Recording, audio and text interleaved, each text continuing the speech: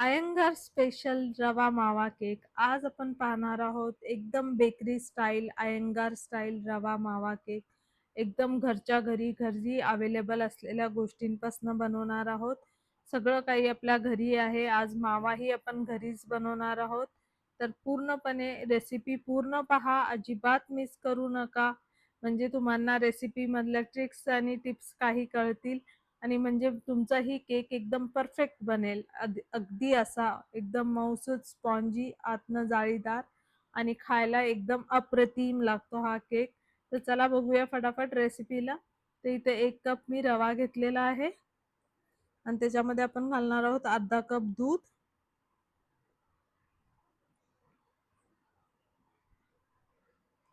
आणि त्यामध्येच घालायचं आहे अर्धा कप दही.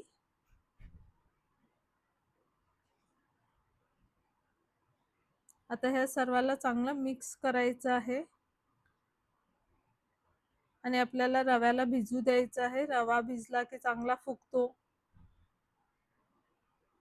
ते पाणी सगळं शोषून घेतं ते रवा दुधातला आणि दह्यातला आणि रवा छान फुगू द्यायचा आहे. तर आपण ह्याला छान मिक्स करून घेणार आहोत आणि अर्ध्या तासासाठी आपण त्याला रेस्ट करायला ठेवणार आहोत. म्हणजे तोवर आपला रवा छान फुगेल. त्याला आपण आता झाकायचं आहे आणि अर्ध्या तासासाठी बाजूला ठेवायचं आहे. तोपर्यंत आपण करूयात पुढची तयारी. तर इथे मी पॅन घेतलेला आहे आणि त्याच्यामध्ये घेणार आहोत 2 चमचे, मोठे चमचे तूप. हे आपलं घरचं वापरण्यातलं तूप आहे घरगुती.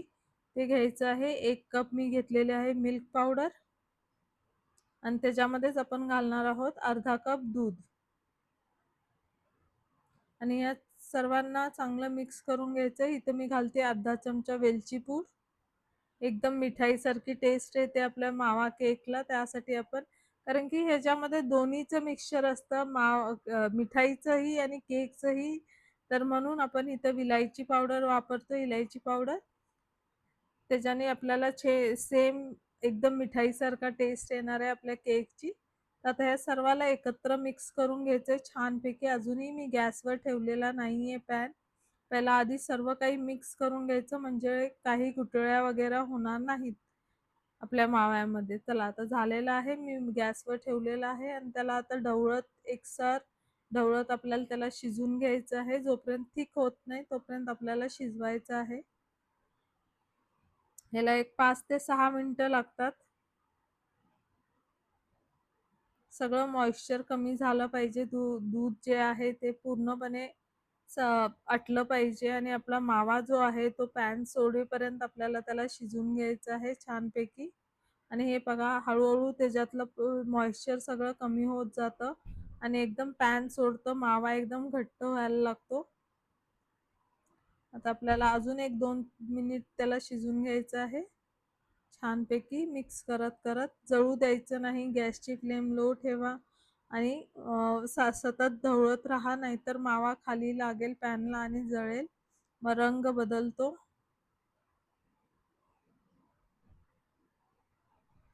हे पहा आता त्याच्यातलं ऑलमोस्ट मॉइश्चर सगळं संपलेलं आहे. थोडंसं राहिलेलं आहे. एखादा मिनिटमध्ये ते पूर्णपणे ड्राय होऊन जाईल आपला मावा. आणि हे पहा आता मावामधलं सगळं मॉइश्चर संपलेलं आहे आणि पॅन आता स्पून बरोबरच हालते. पॅन सोडू लागलेला आहे आता मावा आपला पूर्ण. तर झालाय. आता आपल्याला ह्याला आता गॅस ऑफ करून ह्याला थंड करून घ्यायचं आहे.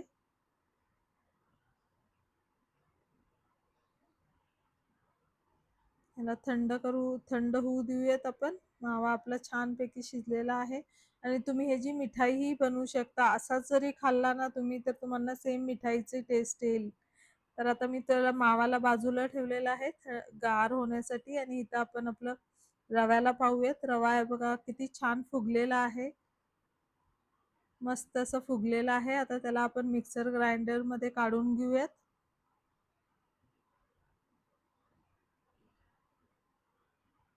पूर्ण रवा आपला त्याच्यामध्ये काढून घ्यायचा आहे. मिक्सर ग्राइंडरमध्ये आपल्याला फिरवून घ्यायचं आहे. त्याला अजून बारीक करून घ्यायचं आहे आपल्याला.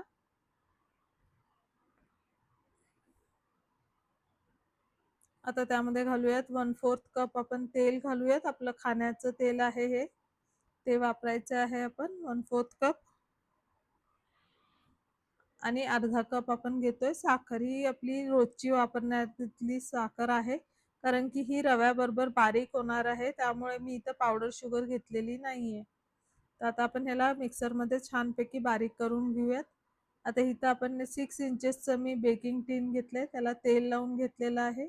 आता त्याला बटर पेपर लावून घेऊयात. जर तुमच्याकडे बटर पेपर नसेल तर तुम्ही फक्त मैद्याने डस्ट करून घ्या. तेल लावा आणि मैदा टाकून सगळीकडे फिरवून घ्या आणि एक्स्ट्राचा मैदा काढून टाका.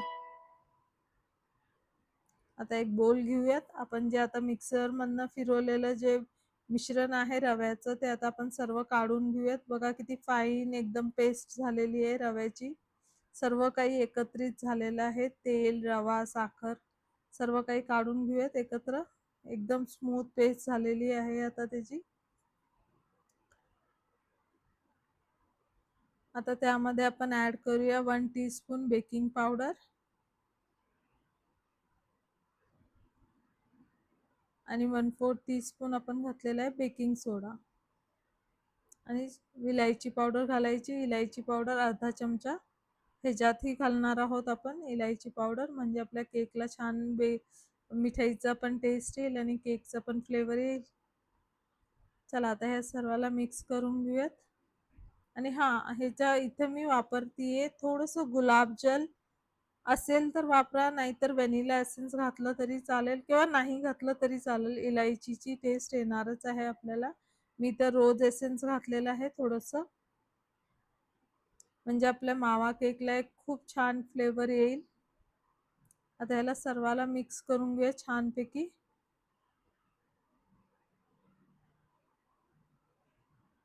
हलक्या हाताने आपल्याला सगळं बॅटर मिक्स करायचं आहे. आता हा आपला मावा जो थंड झालेला आहे, अजूनही गरम आहे तो तो हाताने असं तोडून क्रम्बल करून टाकायचा आहे त्याच्यामध्ये.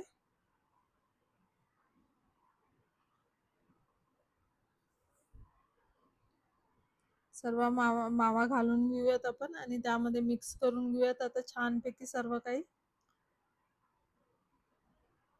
चला आता माव्याला त्याच्यामध्ये आपण छान मिक्स करून घेऊयात एखादं मिनिटभर. म्हणजे मावा आणि आपलं रव्याचं जे मिक्सचर आहे ते सगळं काही एकजीव व्हावं इतकं मिक्स करून घ्यायचं आपण. पण हलक्या हाताने करायचंय आपल्याला, खूप जोर लावायचा नाहीये, जोरात जोरात करायचं नाहीये.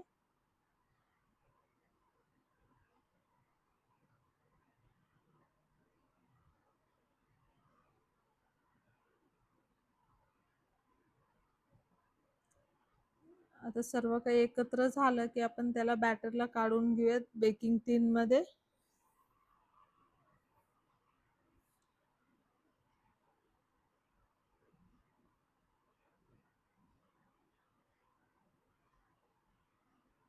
आणि ह्याच्या आधी मी कढाई आधीच गरम करायला ठेवली होती बॅटर बनवायच्या आधीच.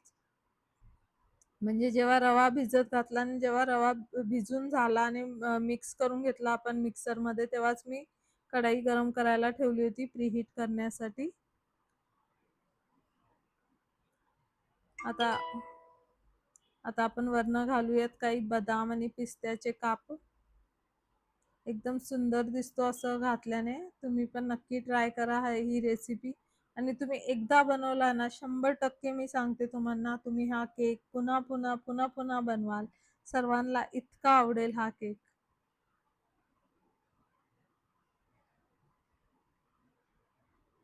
हे जे इतके ऑर्डर्स येतात ना मला, भरपूर ऑर्डर्स येतात दिवसाला जास्तीत जास्त.